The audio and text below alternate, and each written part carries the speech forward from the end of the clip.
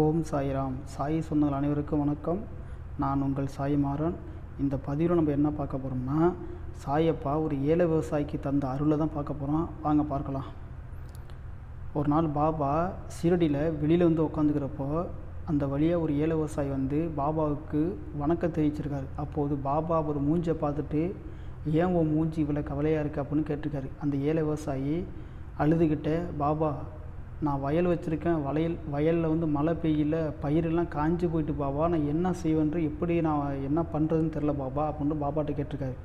அதற்கு பாபா என்ன சொல்லியிருக்காரு, சிரிச்சுக்கிட்ட, நீ ஏன் கவலைப்படுற, உன் கடமையை நீ செய், போய் வயலில் போய் விதை, அதோட பலன் வந்து என் கையில் இருக்குது, கடவுள் வந்து உன் உழைப்பை வந்து வீணாக்க மாட்டார் என்று பாபா சொல்லியிருக்காரு. அதற்கு அந்த ஏழை விவசாயி பாபாவோடைய வார்த்தையை நம்பி வயலில் போய் விதையெல்லாம் விதைச்சிருக்காரு. சில நாளுக்கு பிறகு மழை பெய்து வயல் ஃபுல்லாக விளைஞ்சி பச்சை பசுமையாக தென்பட்டிருக்குது. அந்த ஏழை விவசாயி பார்த்துட்டு பாபாவின் வார்த்தையை நம்பி பாபாவுக்கு அங்கேயே அந்த வயல்லே ரொம்ப சந்தோஷப்பட்டு பாபாவுக்கு நன்றி தெரிவிச்சிருக்காரு.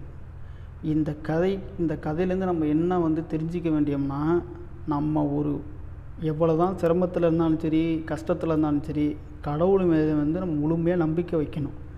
வச்சா மட்டும்தான் அந்த உழைப்புக்கும் அந்த நம்பிக்கைக்கும் சேர்த்து நம்மளுக்கு வெற்றி கிடைக்கும். ஓம் சாய்ராம். நல்லதே நினைப்போம், நல்லதே நடக்கும். இந்த கதை உங்களுக்கு பிடிச்சிருந்துச்சின்னா லைக் பண்ணுங்கள், ஷேர் பண்ணுங்கள். நான் நாளைக்கு இன்னொரு கதையிலேருந்து உங்களை நான் சந்திக்கிறேன். ஓம் சாய்ராம். நல்லதே நினைப்போம், நல்லதே நடக்கும். ஓம் சாய்ராம்.